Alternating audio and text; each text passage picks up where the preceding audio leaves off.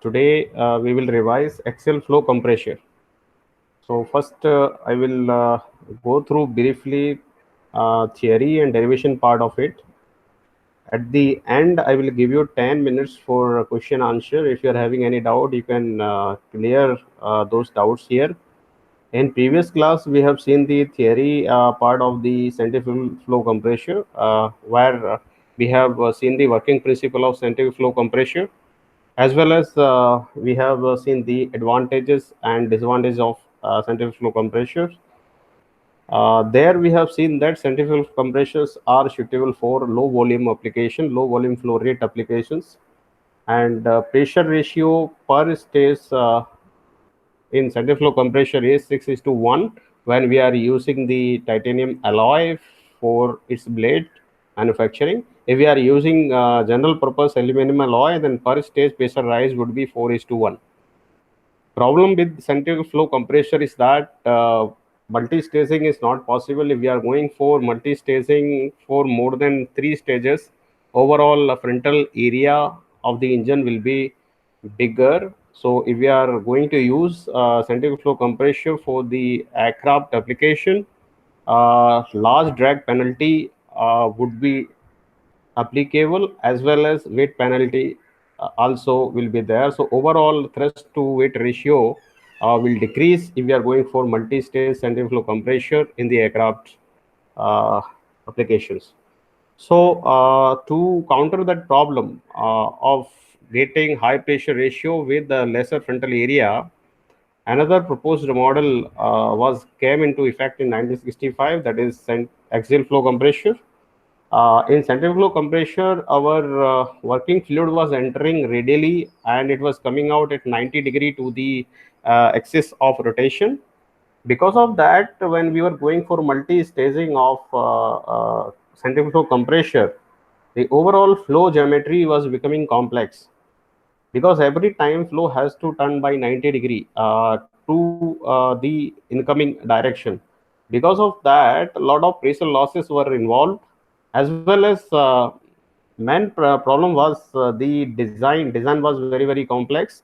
That's why frontal area was increasing. So instead of going for that kind of configuration, it was proposed that let entry and exit to be in a same stage, means airflow should enter axially, and finally airflow at high pressure should leave axially. That is a parallel to the shaft rotation. Then this axial flow compressor came into the picture. So per stage, if we look at the axial flow compressor, pressure rise will be between 1.12 to 1.2. So if you want to generate 6 is to 1 pressure ratio, you would be requiring more than 4 stages to generate 6 is to 1. But as in the axial flow compressor, all the rows of blades are arranged parallelly along the flow direction. So overall frontal area would remain same from the first to the last row of rotor blade. So more streamlining of the engine is possible in the case of axial flow compressor, and we can have more than 20 stages in a single compressor. So one stage comprises a row of rotor blade and one row of stator blade. So stator blades would be attached with the engine casing, and rotor blades will be attached with the shaft. On shaft there will be hub. On the hub we will arrange rows of rotating blades. So one set of rotor blade and one set of stator blade comprises a single stage. So in a single stage, we will have a pressure rise approximately within the range of 1.12 to 1.2. So in our jet engine application, particularly in turbojet, we are using a pressure ratio in the range of 12 is to 1 to 15 is to 1. So in order to achieve 12 is to 1 to 15 is to 1 pressure ratio, we would be requiring more than 20 stages. So as stages, all stages are parallel to each other and they are running parallel to the shaft rotation. So flow entry and flow exit are parallel to the shaft rotation. So if you look at the overall flow geometry, in which flow is traveling is very simple. They are traveling in a linear direction. So manufacturing is very easy, and overall you can look at that much flow complexity is not involved in axial flow compression. So when we compare the axial flow compression to the centrifugal flow compression, as we are generating part of the pressure ratio in a single stage. So per stage it is 1.2. So overall work requirement, or you can say the mechanical power requirement to run the compressor for the same pressure ratio would be less in the case of axial flow compressor compared to the centrifugal flow compression. And also in centrifugal compressor, as there is a limit on pressure ratio rise, here there is no limit on pressure ratio rise. We can involve any number of stages to generate a pressure ratio up to 50:1. That is also possible in axial flow compression. But in turbojet application or in aircraft application, maximum we are using 15:1 to 20:1 pressure ratio in the compressor. So as we have seen in classification of this compressor, centrifugal compressor as well as axial flow compressor both are dynamic kind of compressor. In that dynamic means they will take some air flow inside, they will enhance its kinetic energy by rotating blades, and finally that high kinetic energy will get converted into the pressure rise in the diffuser section. So when we are talking about axial flow compression, in axial flow compression air enters actually in first stage of the rotor blade, then rotor blade rose will increase the kinetic energy, and then it will get diffused in the stator blades where its kinetic energy gets converted into the pressure rise. So as pressure rise is taking place, you can say gradually per stage 1.2 we are getting. So overall operation is smooth compared to the centrifugal compression. Uh, Another you can compare with centrifugal compressor, that axial flow compressor can handle large mass flow rate over wide range of altitude and wide range of operation conditions. So compared to centrifugal flow compressor, axial flow compressor is much more efficient, right, for the same pressure ratio. But if we are looking at low volume application, there centrifugal flow compressors are having good command. So at low volume application, we will be preferring only centrifugal compressor. For aviation application, particularly turbojet and turbofan engine, we will be preferring only axial flow compressors. So if we look at the theory. So today basically we will covering only main topic. We will see the definition of axial flow compressor. Already I have given you a brief description about it, and we will see the construction. Finally, we will go to the main parts. What are the main parts of axial flow compressor? Stalling, surging, and these already we have covered. Theory is almost same. Then finally we'll go to the stage losses. What are the different kind of losses involved in axial flow compressors, and finally we'll see the advantages and disadvantages of axial flow compressor compared to the centrifugal flow compressor and its applications. So as I said that an axial flow compressor is a machine that can continuously pressurize gases. It is a rotating airfoil based compressor. So as we in centrifugal compressor, we have seen that there we use three different kind of blades: radial blades, which blade? Impeller blades. So there are three kind of impeller blades: radial blade, forward curved blade, backward curved blades. So when we compare all those three, forward curved blades are having high efficiency, but problem is that their operation range is very small. So surging will occur very fastly compared to the radial flow blade. And radial flow blade, as operation is very smooth, pressure rise takes place smoothly. So overall efficiency is a compromise between the backward curve blade and forward curve blade. So another big problem with centrifugal compressor is that their higher bending stresses will be involved if we are going for a curved blade. To counter that problem, radial blades are the best, where bending stresses will be negligibly small and its performance will lie in between forward curve blade and backward curve blade. So most of the centrifugal compressor, particularly used in turbochargers, are using the radial kind of blades, in the impeller. But in axial flow compressor, all the blades, all the rotating blades will have a shape similar like an airfoil. So as we have seen, the airfoil manufacturing is slightly complex compared to the simple radial kind of blade. So manufacturing for airfoil blades will take a lot of time if we are going to manufacture some axial flow compression and centrifugal compression. Manufacturing of axial flow compressor will take more time as it involves airfoil blades, airfoil kind of blades, in which if we look at the flow direction, it is clearly shown that in centrifugal compression, airflow enters, then it rotates, and finally it comes out at 90 degree to the shaft rotation. But in this case, airflow enters actually and leaves the compressor last stage actually. So flow will be parallel to the axis of rotation. So axial flow compressor produces a continuous flow of compressed gas and have the benefits of high efficiency and large mass flow rate, particularly in relation to their size and cross section. So axial flow compressors are suitable for large mass flow rate application, whereas the centrifugal compressors are applicable for low volume flow rate applications. As I said, per stage there is some 1.2 pressure rise. So they do have several rows of airfoil blades to achieve a large pressure rise, making them complex and expensive relative to other kind of designs.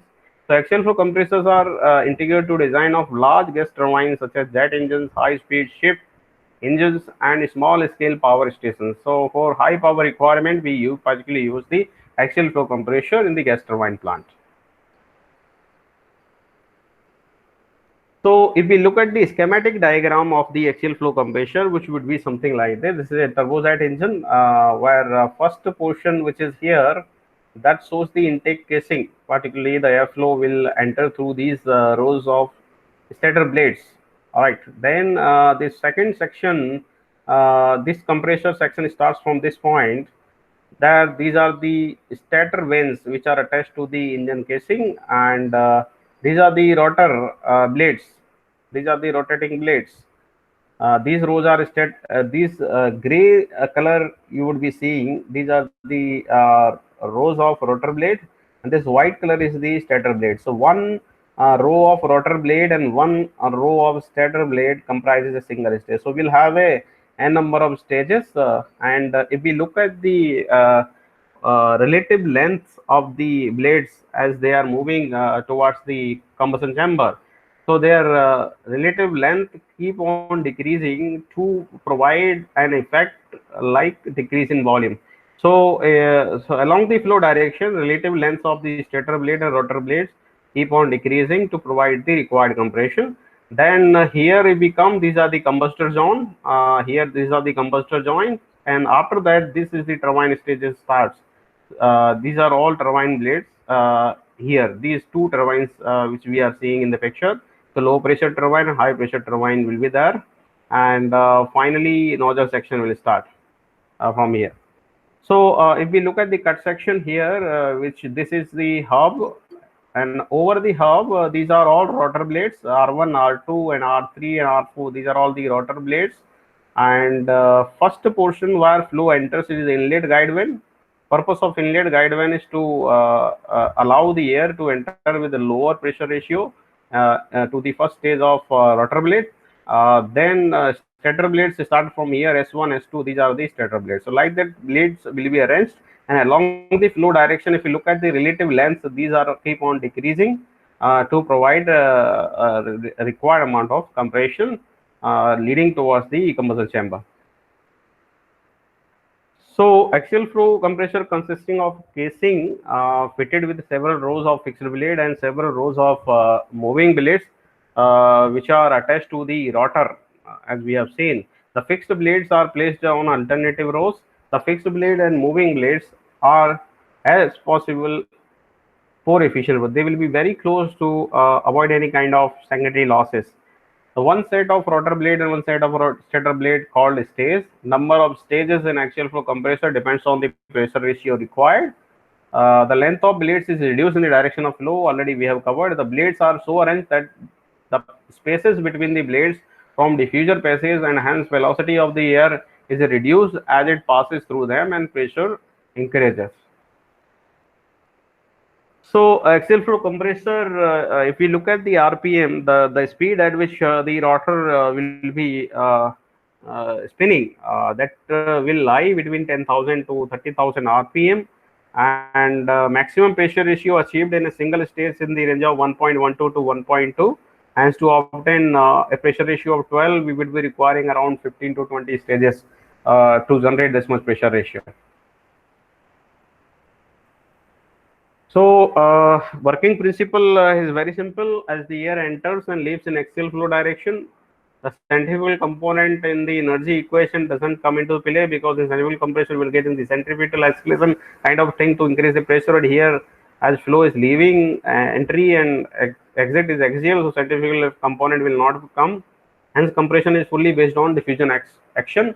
Diffusion action means flow will get diffused in the stator, right? So the diffusion action in stator converts the absolute kinetic energy had into the pressure rise. So relative kinetic had in the energy equation is a term that exists only because of the rotation of the rotor. So basically, when we will be discussing the velocity triangle, we'll come to know the flow enters the first row of rotor blade with a velocity equal to the relative velocity related to the blade. That's why this term is coming. The relative velocity exists, which converts into the pressure rise. So rotor reduces the relative kinetic head of the fluid and adds it to the absolute kinetic head of the fluid. Impact of the rotor on the fluid particle increases its velocity, because rotor purpose is to increase the kinetic energy, thereby reduces the relative velocity between the fluid and the rotor. So rotor increases absolute velocity of the fluid and stator convert into the pressure rise. This is the simple working principle of it.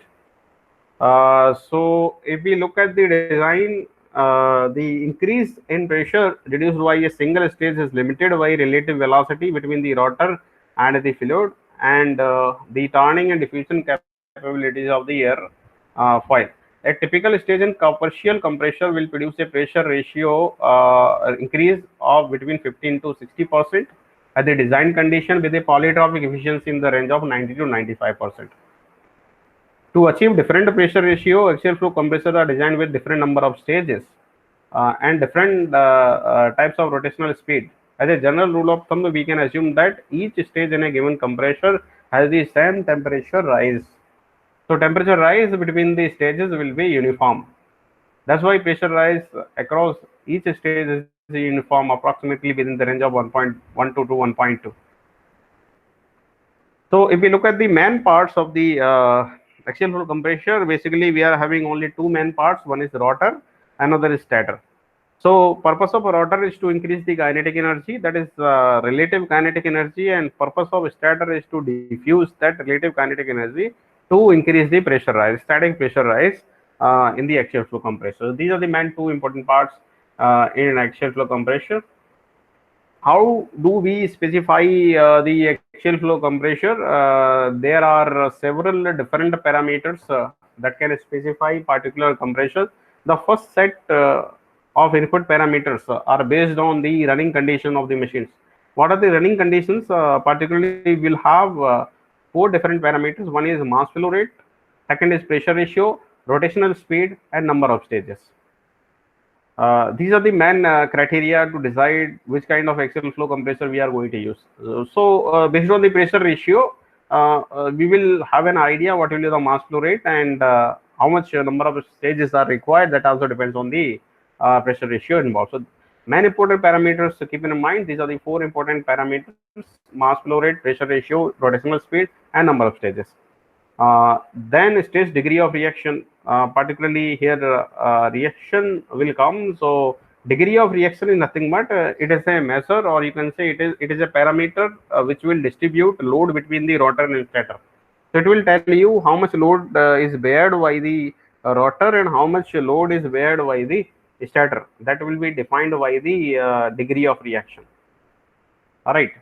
So basically we use a 50% degree of reaction. So ideal condition says that 50% pressure rise should take place in the rotor and 50% pressure rise should take in the stator, to avoid any kind of unnecessary loading on the blades.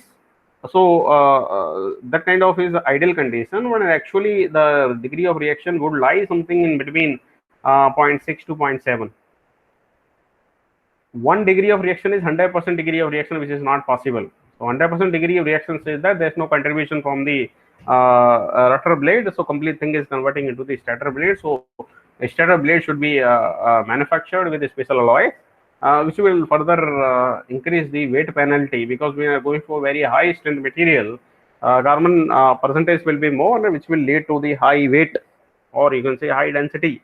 So it will be very, it will not be good for aviation application, where we always talk about the lightweight materials.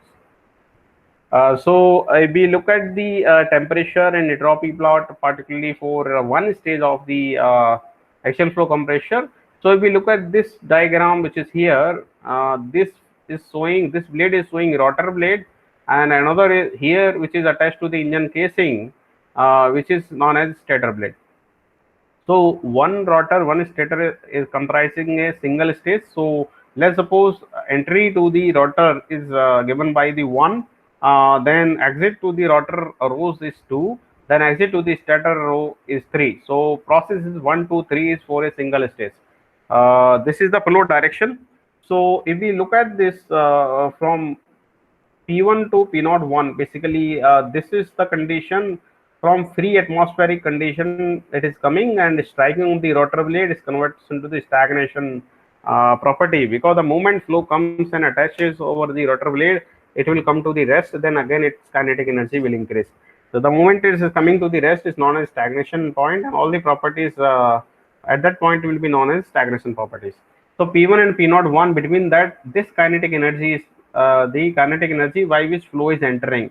So VA1 square divided by Cp represents the kinetic energy by which flow is coming inside the intake. Then from P01 and P01 to P2, this process is the increase in kinetic energy. So increase in kinetic energy basically developed by the power requirement. So power requirement term is here. That is, the power is equal to T into W, CT2, R2, CT1, R1. This much power is required to generate the kinetic energy to run the rotor blade. Basically, to running the rotor blade, we require the power from the turbine. So P2, then further P3, and this is the absolute P0T total pressure rise. So between P3 and P03 will get the kinetic energy by which flow will be coming out from the stator blade. So in ideal condition, we always think that complete kinetic energy developed in the rotor rows should convert into pressure, but actually it will not happen. So some of the kinetic energy would be there in the flow which is coming out from the stator blade, but the component of the kinetic energy will be smaller than the kinetic energy developed in the rotor blade, because most of this kinetic energy gets converted into the pressure rise. So this is the temperature entropy variation. So if we look at the blades orientations, which will be something like that. This is inlet guide vane. These are the fixed blade or fixed nozzle blades. These are here and followed by the rows of rotor blades, and then followed by the rows of stator blades. So as I said, that inlet guide vane to this point is 1, and from starting from 1 to 2 is your rotor, and from 2 to 3 is the stator. So if we draw the velocity triangle here, so at inlet guide vane purpose is to deflect the air at an appropriate angle to strike over the rows of the blade. So this alpha 1, this is the nozzle angle, or we can say air angle given by the inlet guide vane. So inlet guide vanes will be inclined in such a way that they will deflect the airflow at this angle, which is fixed basically. So at alpha 1, flow with absolute velocity comes and strikes over the first row of rotor blade. Then the moment is striking over the surface of the rotor blade, it converts into the relative velocity component by which it will enter into the rows of rotor blades. So here in this passage, the flow velocity is the relative velocity. Relative velocity is given by the W1. Notation is W1. So with W1, it enters into the rotor blade. So with relative to the blade, so it will be deflecting at an angle equal to the blade angle. So blade angle here will be beta 1. So it deflects at beta 1 when it's entering into this passage. All right, and it was coming with the absolute velocity. So absolute velocity term is here v1, which was coming at alpha 1, which is fixed angle, and beta 1 is deflecting here. So this is the moment your relative velocity comes inside the rotor blade. As a result, rotor will rotate. So the velocity with which rotor is rotating is known as the blade velocity, which is given by capital U, which is here.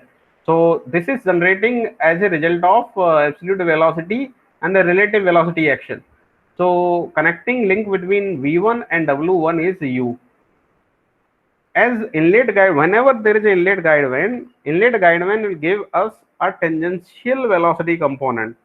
So because of this inlet guide vane, this v theta 1 is the tangential component of velocity which have been given by the inlet guide vane here in the inlet velocity triangle. So this is the inlet velocity triangle, and this is the actual velocity component of the absolute velocity. CA, usually we use CA, but here in this it is a VA. V is the actual velocity component, and V1 is absolute velocity, W1 is the relative velocity, beta 1 is the blade angle, alpha 1 is the nozzle angle, and U is our blade velocity or rotor velocity. So as rotor is rotating at the fixed RPM, so U will be same for even outlet velocity triangles. When you are coming here at outlet, entry relative velocity is W1 and outlet velocity will be W2. So the moment it's entering into the stator, it will get diffused. So relative velocity which got increase in the rotor blade is getting converted into the pressure rise. So our relative velocity will decrease the moment they are entering into the stator blade. So this is the stator blades. These are the stator blades. So in stator blades comes with the relative absolute velocity v2 at angle alpha 2. The moment they are entering here, relative velocity, relative kinetic energy decreases. So W2 is decreasing. If you look at here, W1 and W2, W2 is having lesser magnitude compared to the W1. So W2 at beta 2 is entering. This is the absolute kinetic energy. So absolute kinetic energy will increase in the rotor blade. Basically, it's increasing. Your kinetic energy is increasing. Beta 2 is more. B2 is more. This is coming at alpha 2, and this is the tangential velocity component. So this is the exit velocity triangle from the rotor blade. This is the entry velocity triangle to the rotor blade. All right. So then outlet velocity triangle from the stator can be seen here. So absolute velocity y which the flow leaving the stator blade will be equal to the absolute velocity y which flow is entering into the rotor blade. This is the ideal condition. So V3 is equal to V1. In ideal condition, the velocity of the flow by which the flow comes out from the stator will be similar to the velocity, absolute velocity by which flow enters into the first row of rotor blade. So V3, and this is alpha 3.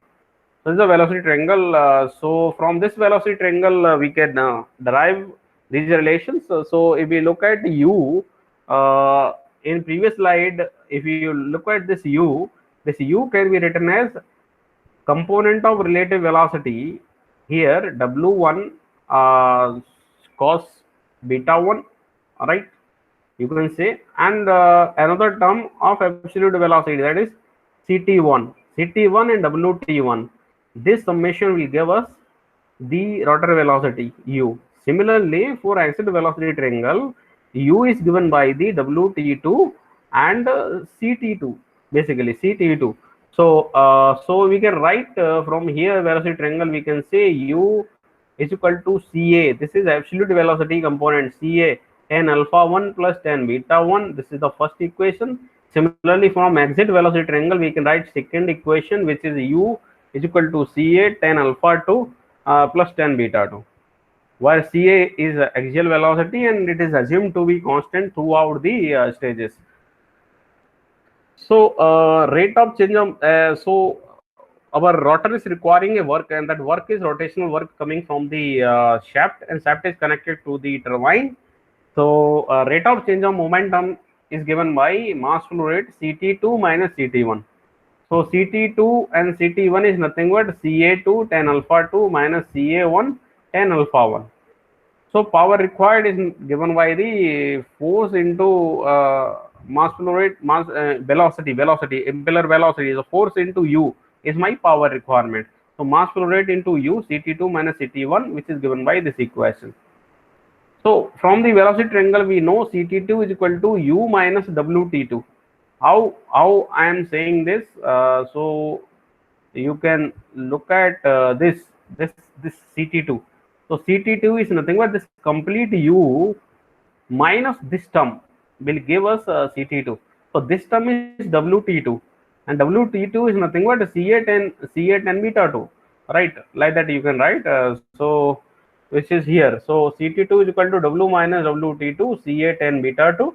So if we substitute the value of CT2 in terms of blade angles, because I want to convert the power requirement in terms of fixed angles. So blade angles are fixed as per the geometry.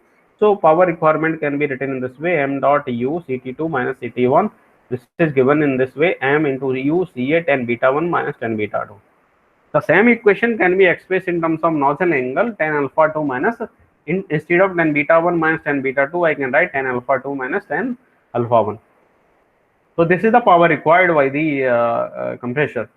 So if we look at the change in enthalpy, so power required is nothing but the power is equal to m dot H02 minus H01. So this is Cp T02 minus T01 can be written here. Now further, this total temperature term can be connected to the static temperature with the static absolute velocity in this way. So T02 can be written as T2 plus Ca square by 2 Cp, and T01 can be written as T1 plus Ca square divided by 2 Cp. If we substitute these all values, we can write the power requirement in terms of static enthalpy difference plus absolute velocity, absolute kinetic energy difference here. So further, we can relate this static enthalpy difference with respect to the relative velocity. So this can be written in this way: H01 relative is equal to H02, because in rotor section enthalpy, relative enthalpy, total relative enthalpy remains the same. So H01 is equal to H02 relative. So we can write energy equation: H1 plus W1 square by 2 is equal to H2 plus W2 square by 2. From that equation we can write H2 minus H1 is equal to this relative kinetic energy term. So temperature rise can be written in this way. Degree of reaction is defined as the static enthalpy drop in the rotor, particularly rotor is 1 to 2. So static enthalpy rise in the rotor to the enthalpy rise in the entire stage, right? So entire stage enthalpy rise is nothing but power required, right? Basically, so H2 minus H1, from this equation we can write W1 square minus W2 square divided by this U CT2 minus CT1 is the power required. So this is my degree of reaction. So now I need to write this expression in terms of blade angle, so I can switch to the value of relative velocity in terms of blade angles from the velocity triangles. So this is same thing, ratio of static enthalpy in rotor to the static enthalpy rise in this stair. So degree of reaction will lie between 0 and 1. 0 degree of reaction will not be there in axial flow compressor. Basically they will find in a centrifugal compressor, and 1 is 100% degree of reaction, which is not recommended. So value will lie between 0 and 1. So but generally we choose the degree of reaction of 50%, so that 50% pressure rise should take place in the rotor, and remaining 50% should take place in the stator to avoid any kind of unwanted loadings on the blades. R is equal to 0, all pressure rise in the stator, which is not good, and R is equal to 1, all pressure rise in the rotor, which is also not good, and R is equal to 0.5, half of the pressure rise in the stator and half in the rotor, which is recommended design. So degree of reaction in terms of blade angles from velocity angles we can express in this way: R is equal to C8 and beta 1 plus tan beta 2 divided by 2 times of U. This U is our rotor velocity. So which can further utilize in terms of flow coefficient. This phi is nothing but a flow coefficient is the ratio of axial velocity component divided by the rotor velocity. So Ca divided by U is known as flow coefficient phi, and beta 1 plus tan beta 2 divided by 2. So here degree of reaction is connected with the blade angles in such a way. So for 50% degree of reaction, we put R is equal to 50%. So we can relate two equations out of it. One in terms of blade angles, another in terms of nozzle angles, is alpha 1 and alpha 2. So for 50% degree of reaction, if we substitute this equation equal to 0.5, we can write this equation: tan beta 1 plus tan beta 2 is equal to u by Ca. So tan alpha 1 is equal to tan beta 2, and tan beta 1 is equal to tan alpha 2. This relation will get out of it. So for 50% degree of reaction, my alpha 1 will be equal to beta 2, and alpha 2 will be equal to beta 1. All right. So for such kind of blade profile is known as symmetrical bladings. So symmetrical bladings, we say alpha 1 is equal to beta 2, which is also equal to alpha 3. Why I am saying alpha 1 and alpha 3 are equal? Because the velocity by which flow enters into the rotor blade will be equal to the velocity by which flow leaves the stator blade. So that's why alpha 1 and alpha 3 both are same, which is equal to beta 2, and beta 1 is equal to alpha 2. So this is the condition exists when 50% degree of reaction is used. So if we combine inlet and outlet velocity triangles together, which would be look like this. This one, if we look at the blue triangle, which is nothing but inlet velocity triangle, right? And this is the exit velocity triangle from the rotor blade. And this is the common thing between these two velocity triangles. This is nothing but rotor blade velocity.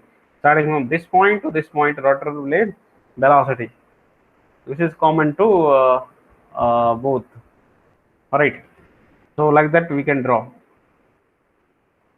So further, per stage temperature rise can also be calculated from the power requirement equation.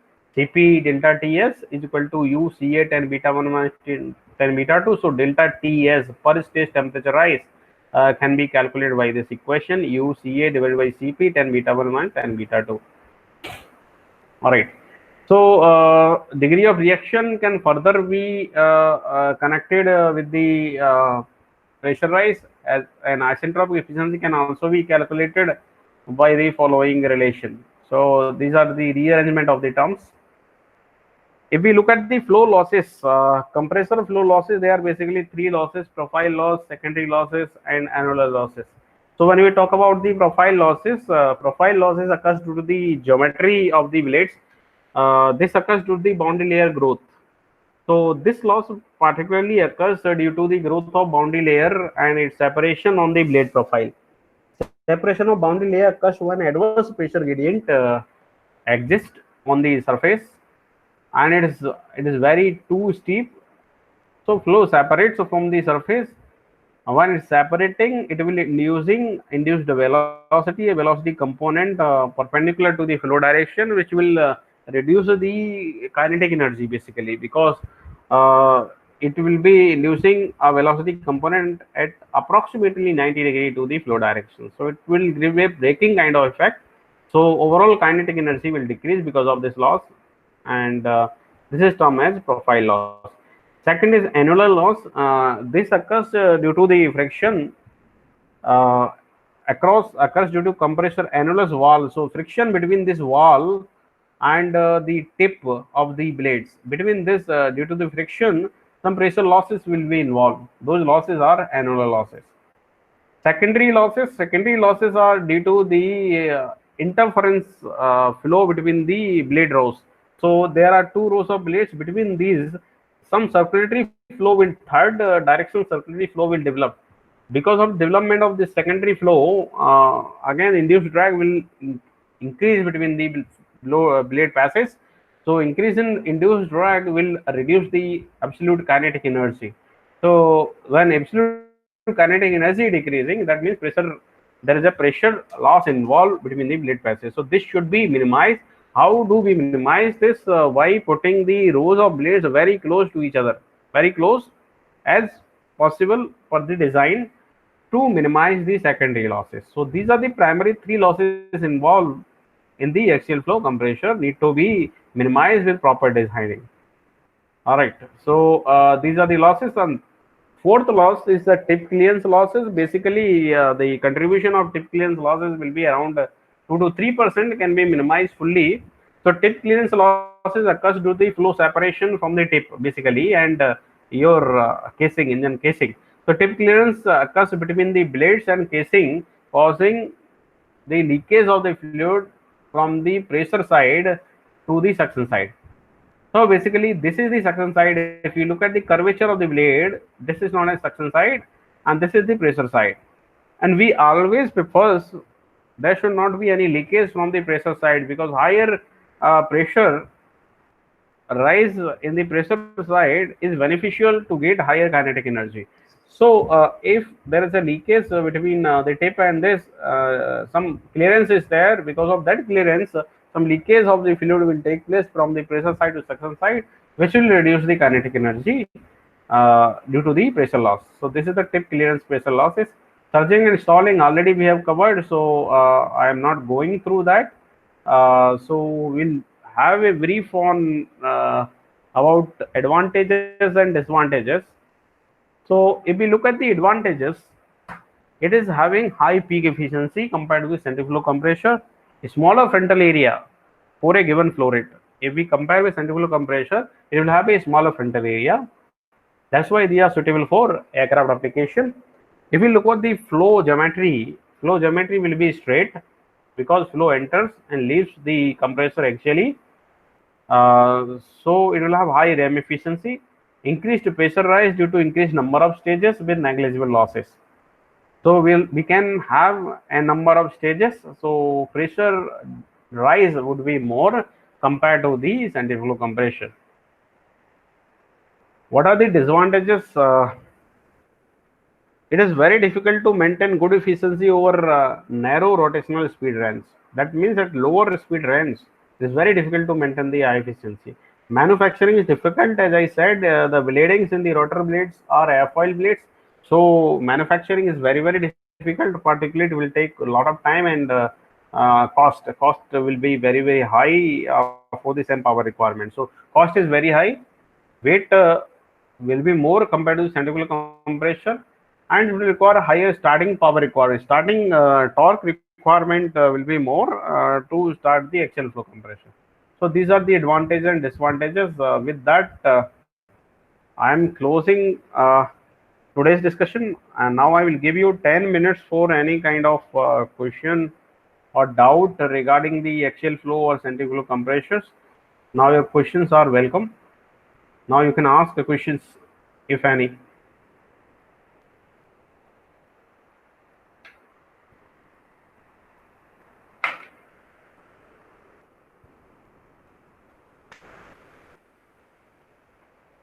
Dear students, you can ask the question now by chatting, or you can use your audio.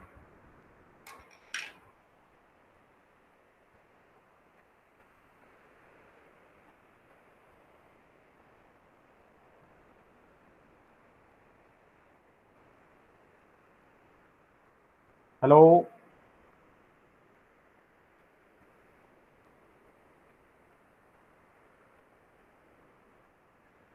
Hello. Am I audible to you? Yes, sir.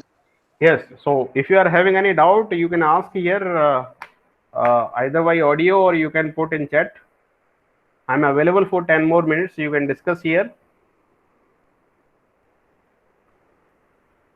Please don't say you don't have any question.